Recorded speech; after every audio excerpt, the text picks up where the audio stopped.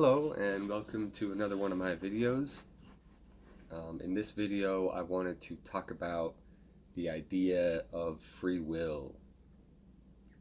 Now, out of all the things that I talk about and think about, this is by far the most rejected or most controversial idea that I've seen so far.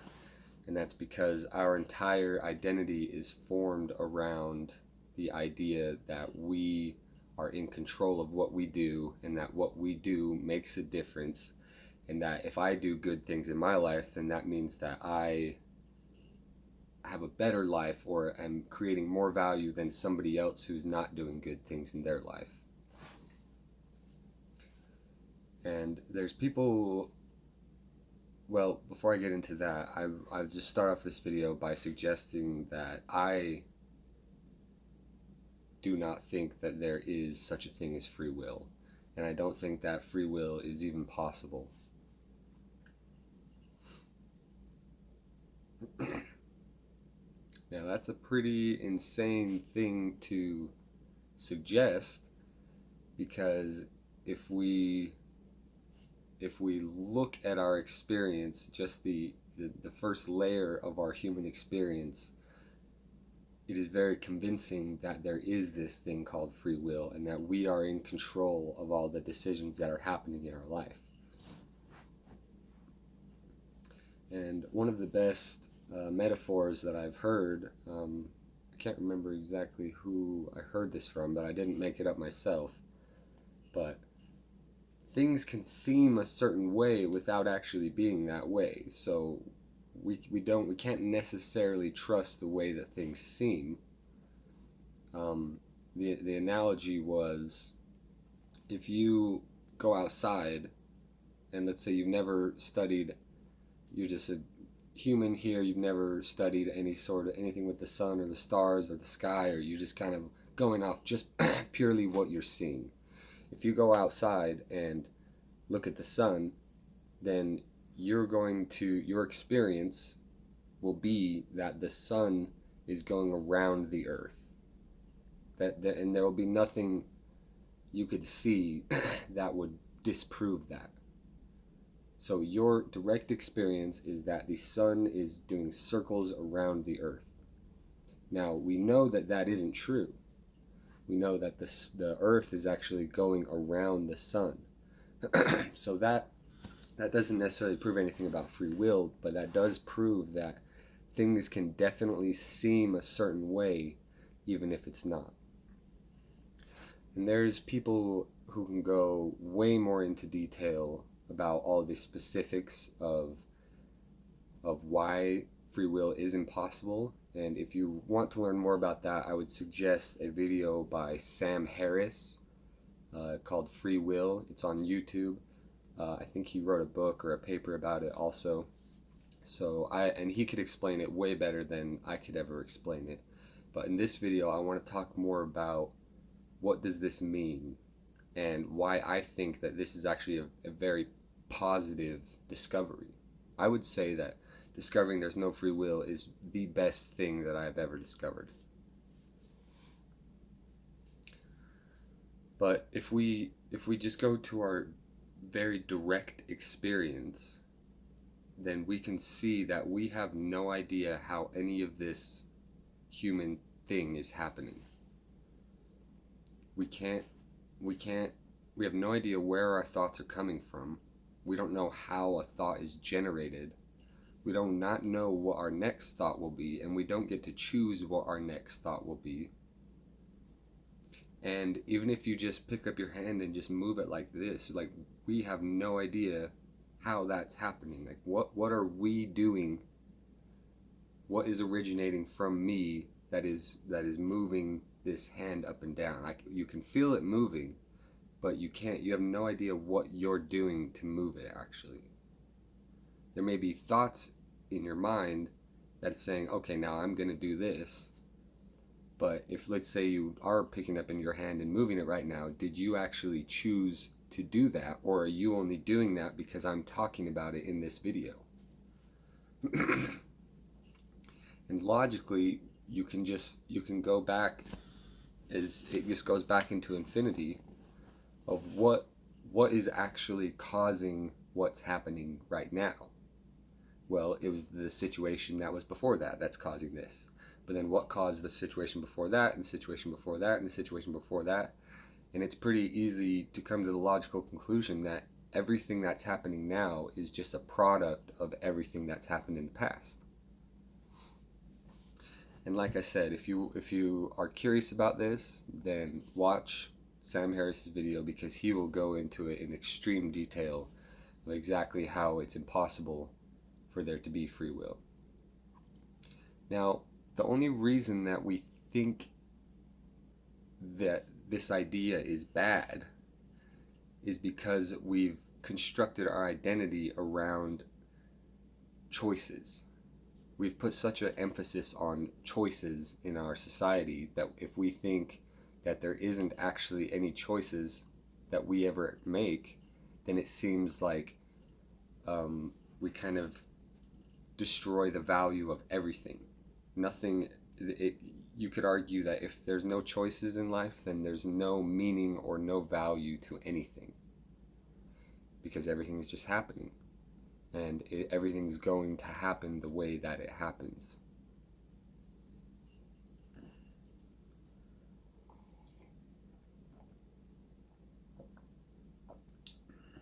And of course, from a religious perspective, this is literally the most dangerous idea that exists. I remember I was raised in the Mormon church, which is pretty much like any other Christian religion. I remember learning about a story about Jesus and Lucifer, and Jesus had a plan where he was going to give us all free will, and that way it would be a true test, or however you want to put that. And Lucifer had a plan where he was going to take away all our free will and we would all just be good all the time. And Lucifer was cast down to hell because of that. I may be getting the story a little bit wrong, but I remember learning something about that Lucifer's plan had something to do with having no free will. And so basically the idea of no free will is the same as the devil. You know, there's that is kind of what the devil represents, no free will. So people physically cannot even explore this idea without feeling extremely comfortable or uncomfortable.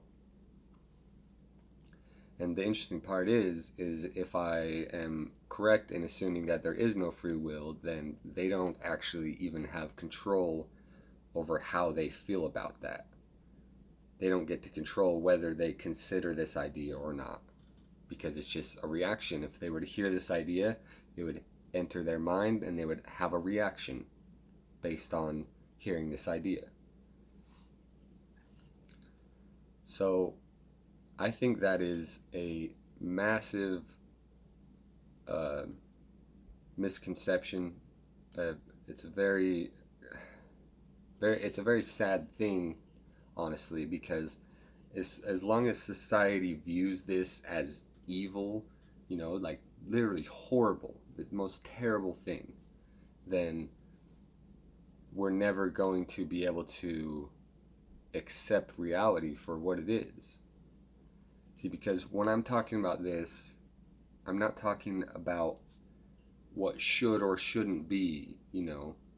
I'm just talking about the direct experience of actually what is, which I would suggest a lot of people overlook what is because they think that it should be a certain way. So they only look for the proof that validates the way they think it should be. But it's actually, if there is no free will, then it's not a bad thing at all. Not even 1 ounce of a bad thing. Because I'm describing this as it is right now. I'm not talking about, okay, we shouldn't have free will. I'm not asserting that. I'm talking about this the way it is right now. So there's nothing wrong with this as it is, correct? There's the feeling of having free will. There's thoughts that go through the mind, that assume that we have a choice that can be made, even though it could be logically argued that any choice we make is just a series of reaction of thoughts that happen in our mind and a reaction of feelings that chose that one decision was going to be better than the other. So this has nothing to do with good or bad, God or the devil or anything.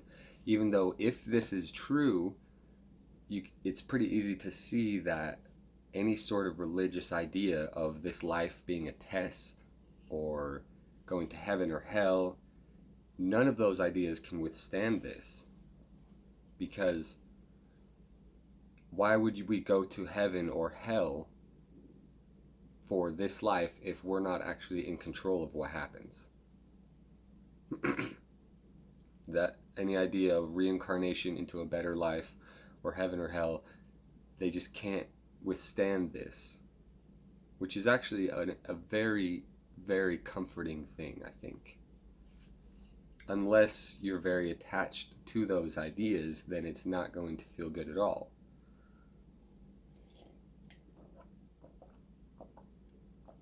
Which is kind of a shame because people operate from their attachments a lot. But like I said, no one's doing that actually. No one's actually operating from these false attachments. It's just a chain reaction. They were just brought to that point. And I would argue that mass murderers and people who do horrible, horrible things in their life didn't actually choose to do that. Isn't that just insane to consider? And the best people in the world also didn't choose to do that. And the people who have worked so hard and accomplished so much and went through so much trials and hardships to get where they want to be or to where they are now also didn't do that. It's just a chain reaction of thoughts in their mind, and then eventually they land somewhere and the mind is like, I'm going to do this. And that is a very, very comforting thing because on an ultimate sense, no one is to blame for anything that's happening or that anything in their life. Now, when I say that, 99% of people probably, unless you've already heard this before, will think that that is just an excuse to do whatever you want and to go out and be selfish and mean and lazy and all these things. But it can be used as an excuse for some people, but I would suggest that that's not the proper place for it. Really, the only thing that this idea can relieve is any sort of neurotic thoughts about the quality of what kind of quality of human you are. So even if you are fully comfortable with this idea of no free will, then you still have to use your brain to come to the best conclusions and the best decisions of things. And it can't be used as a scapegoat saying, oh, well, I have no free will, so I'm just going to do this and do whatever I want.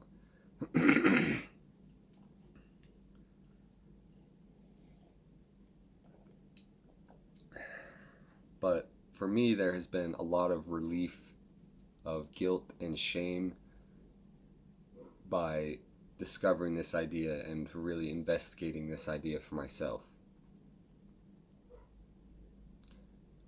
Because with anything that happens, there's just an instant knowledge that it could not have happened any other way. Now, in the moment, I still am going to use my brain to figure out which path is best. But once it's done, then there is an instant relief because I know that it couldn't have happened any other way.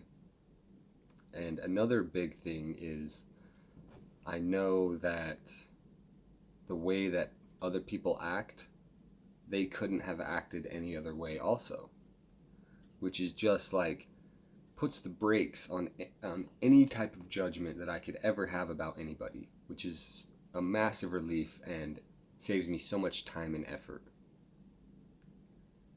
Because if I see someone acting in a way that I think is irrationally, I can still approach the situation and try and get it across to them how I think that they could be acting in a better way, but there is no room left for resentment.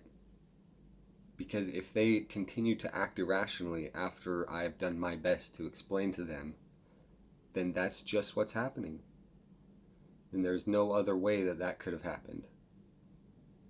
So as soon as the situation is over, a lot of times I'll notice my mind trying to place blame on them and trying to create a story about how they need to start doing better in their life and they need to make better decisions.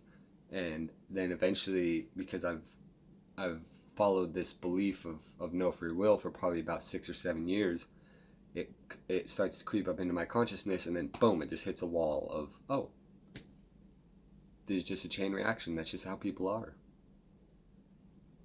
I can't expect people to act rationally all the time. And I can't come up with any excuse not to continue to love that person. Because whatever they're doing is the best that they can do, is the only thing that they can do.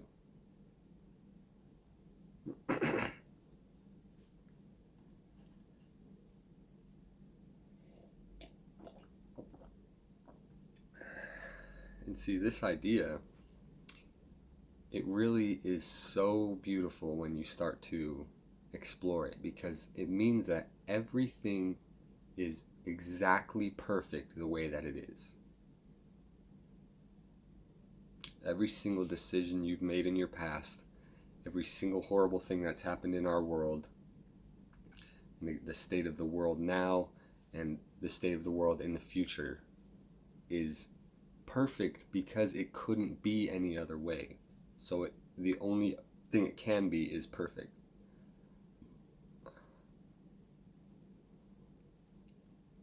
Which to me has been such a great relief, and has really caused me to appreciate the beauty of what's happening now, instead of constantly being lost in judgments and blame and thoughts about how it could be improved.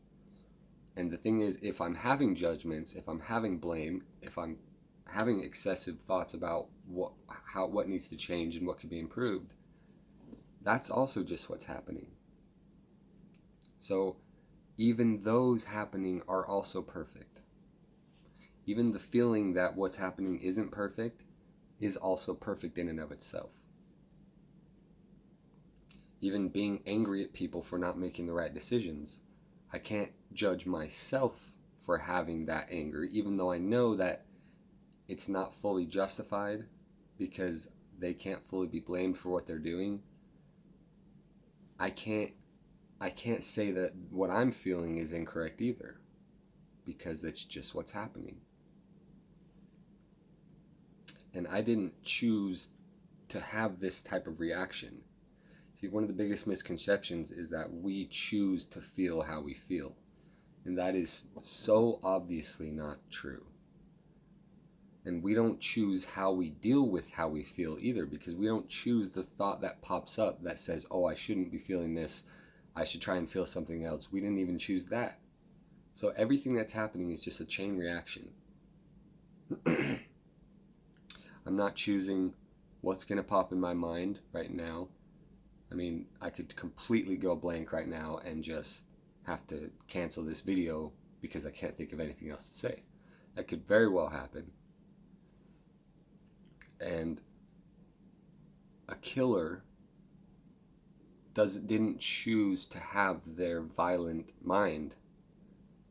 I was watching a documentary on Netflix recently, and it was describing the mindset of these psychopathic killers, these people that do such horrible things. And it said they just don't have the capability of feeling guilt, a lot of them.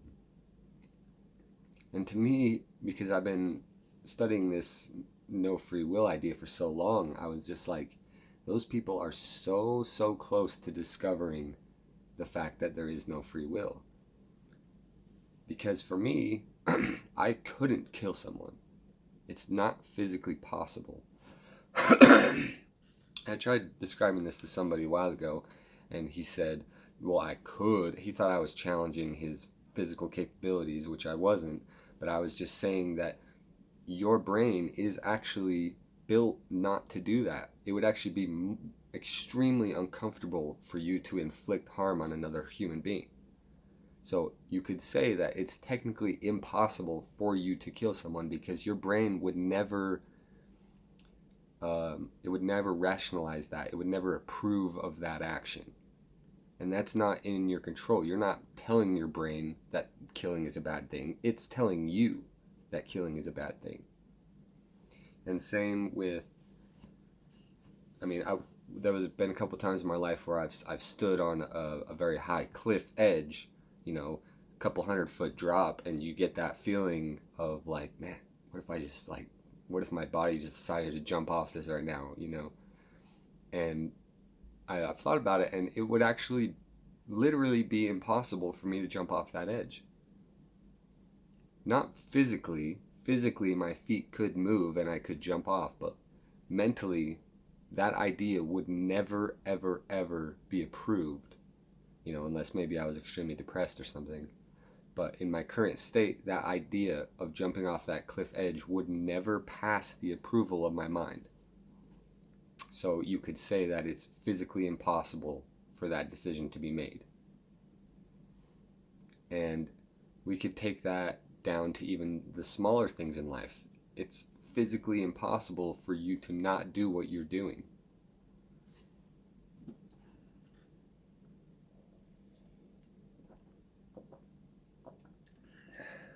Now, the mind, of course, may use this as an excuse. Like, let's say you're addicted to something. Your mind could say, well, it's not physically possible for me to not be doing this. And that is actually true. And if you get to a point where you realize that your addiction is no longer benefiting you and is causing much more pain than comfort, then it's not physically possible for you to continue it. If your brain decides it's going to quit, then that's what's going to happen. So whether you stay in your addiction or you quit your addiction, you didn't choose either one of those. It's simply a chain reaction of thoughts in your mind that decide which one is going to be least painful. And if it decides quitting is going to be least painful, even though there's going to be pain at the beginning of withdrawals or whatever, then it's going to do that. And you don't have any choice over how your mind figures out that problem.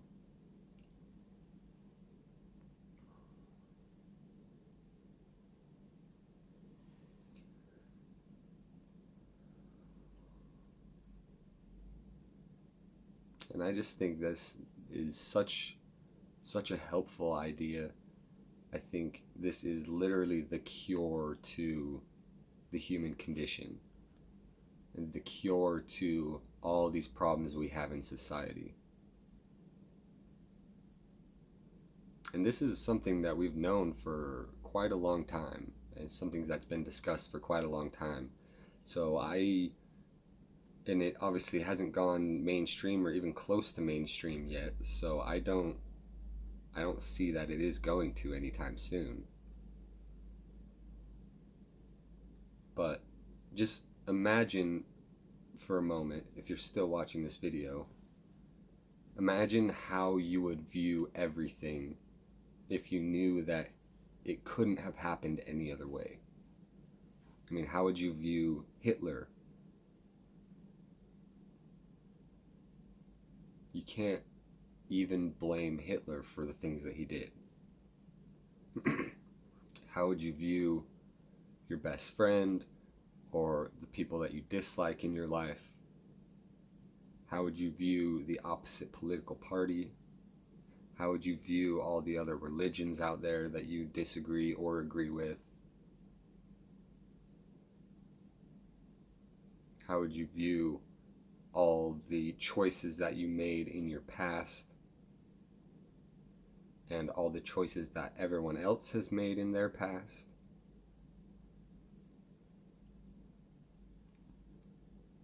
Every bit of hate can't survive this idea. Hate cannot survive the idea of there being no free will.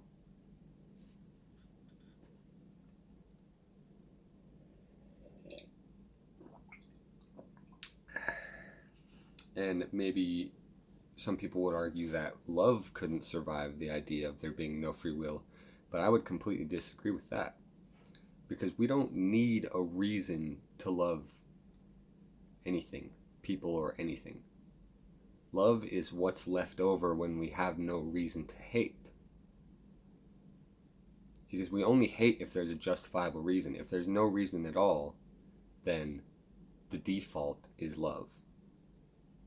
Which can be a very helpful thing to discover that even in and of itself. Because, like I've talked about in a lot of my other videos, what's happening, consciousness, is so impossible and so beautiful and so indescribable that love is the only rational reaction to it. And you could even say that from this perspective, even hate is only made out of love. Because hate is something that appears in consciousness. So you could say that even hate appearing is impossible, impossibly beautiful, and completely indescribable. And couldn't happen any other way. So love is really the only thing that can survive this idea. Because if you notice, the idea of having no free will doesn't take away anything. It doesn't really change anything. It changes very, very subtle things. If you view it from a correct, accurate perspective, it only changes very, very subtle things. Because if you notice, nothing changes from this. You still feel like you have decisions equally as much as you did before. So it's not like this human experience loses any of its value, because it actually stays the same.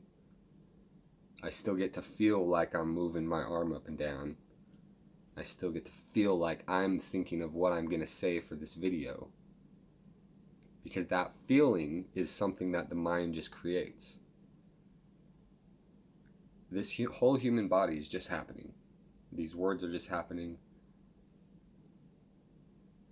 But the mind comes in after and creates a feeling that I am the one doing this. So that feeling is still the exact same. Nothing gets taken away from this idea of free will, of no free will. But like I said, it just doesn't leave room for anything else besides appreciation and love. And even though this kind of destroys the idea of heaven and hell, I think it also kind of creates a new idea that everything is going to be fine the way it is, no matter what happens after life or death. It's going to be fine. Because let's say I don't think there is a God that made this, but how could we be judged for the way that we act in this life if it's just happening? So why would we be put into a bad place for something that we're not in control of? So the only real logical assumption is, since this is so impossible and so beautiful, that whatever's after this is going to be equally as impossible and beautiful.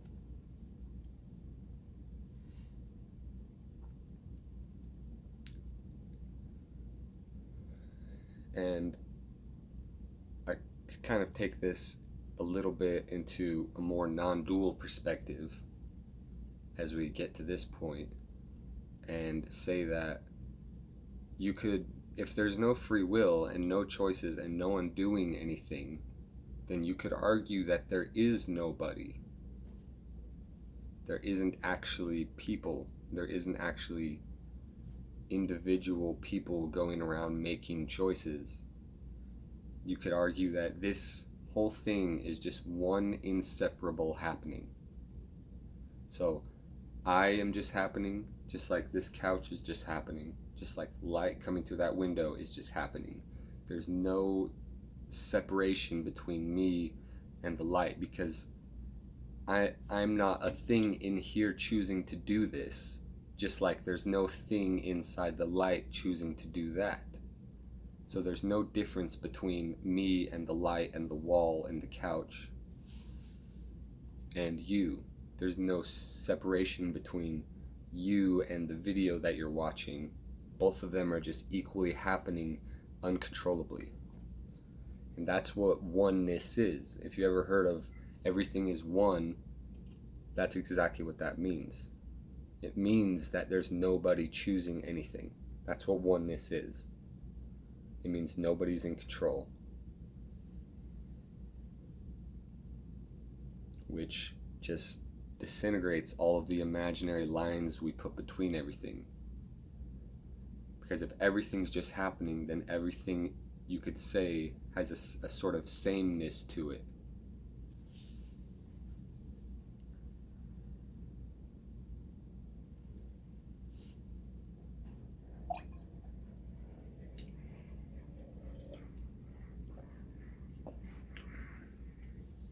And of course, the thing is, a lot of times we confuse our sense of self and sense of identity with consciousness. And people kind of may be confused with, if there's no free will, then how am I inside of here experiencing this, you know? And that is undeniably still happening.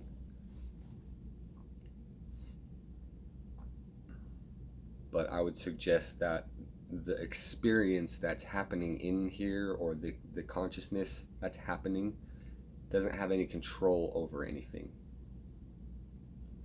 And you can kind of touch on this if you're very quiet and observant. Then you can see the only thing that's making choices is thoughts and the human activity. There's kind of a place of stillness with no definable attributes or characteristics. And that's what consciousness is. It's quiet and still and doesn't do anything, or doesn't have anything that can be noticed about it. Can you kind of get a sense of what I'm talking about here? This stillness that's never changed throughout your entire life, that's never been scarred by anything, never been touched by anything, it's never had a mark left on it.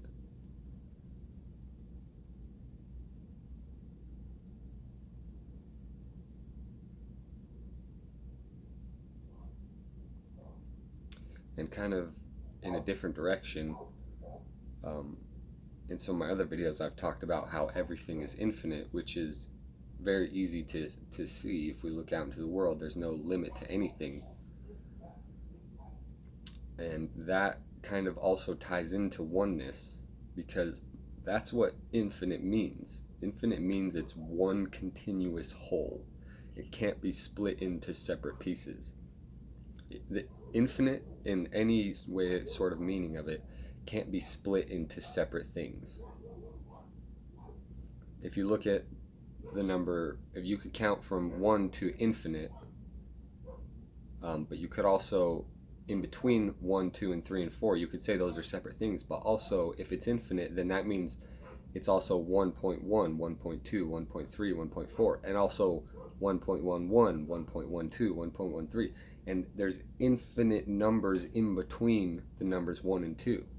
And that's just how we would represent infinite with numbers. That's only trying to get close to what infinite really is. Infinite means that there's no separation between anything. There's no direct point on any sort of measurement of infinite. And that's what this is. And infinite and oneness actually mean the same thing.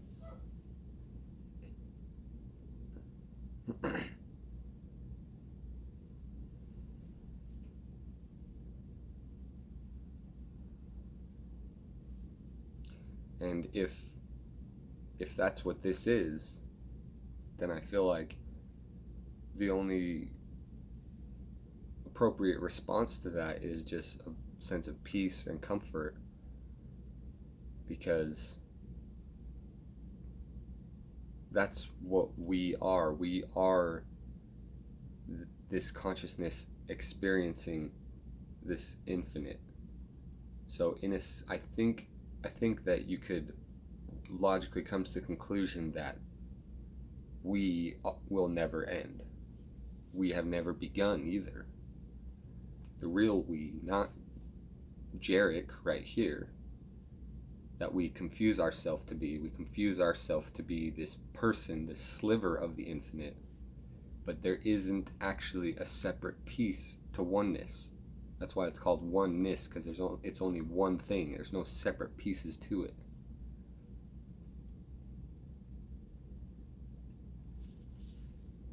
So oneness has convinced itself that it's a person, which is incredible if you think about it. It's perfectly beautiful the way that it's happening, and also it couldn't be any other way. So there can't really be a problem with that, even though I would suggest that in this feeling of separateness, there is kind of a feeling of dissatisfaction that goes along with it. And maybe, I guess I already did make a video about that pretty much, even though I didn't link it to this necessarily. But the feeling that something always needs to change, I would suggest, has a lot to do with the fact that we think we are a separate thing in the universe, when really there is no separateness happening here. We are not separate from the air that we breathe, or the food that we eat, or the sun that shines down on us. If you were to really look at it, it's just one continuous whole. And I think there's extraordinary peace in that, because if we look out into the universe, we can see that it can't end. It can change into something else, but it can't end. And that's what we are. There's no bit of this human body that isn't the universe. So, of course, this human body will end, but the oneness, the totality of everything, could never end. And I would also suggest, and this is kind of just more stepping into theory, that it's always going to be beautiful. I think beauty is inherently built into this universe. And anything beyond this universe, anything that possibly could exist anywhere, I think has intrinsic beauty built into it. And you could come up with things to argue with that, like, because there's a lot of creatures that exist in this universe that probably don't experience a lot of happiness from our perspective. You could say that, like the cows. There's thousands and thousands of cows being slaughtered every day, but I would suggest that those cows don't really have the ability to understand that what's happening to them is a bad thing. See, if there was thousands and thousands of humans being slaughtered every day, then those humans would experience a lot of suffering, because they know that this shouldn't be happening. But if you're a cow just born into a cage, and you lived your whole life in a cage, and you don't know that that shouldn't be happening, so you're just kind of conscious, and probably to some degree just experiencing the peace of being conscious. Now, for humans, it's very hard for us to understand that peace is an inherent part of consciousness, because we actually think that we are this separate thing happening. And that kind of creates a lot of dissatisfaction unless we are achieving something or making life important. But I would suggest that animals don't have this feeling very strongly, that life needs purpose in order for there to be peace. Our mind kind of covers up the peace of consciousness that is inherent in being conscious, as a way to convince us to go out and do something, go out and achieve something.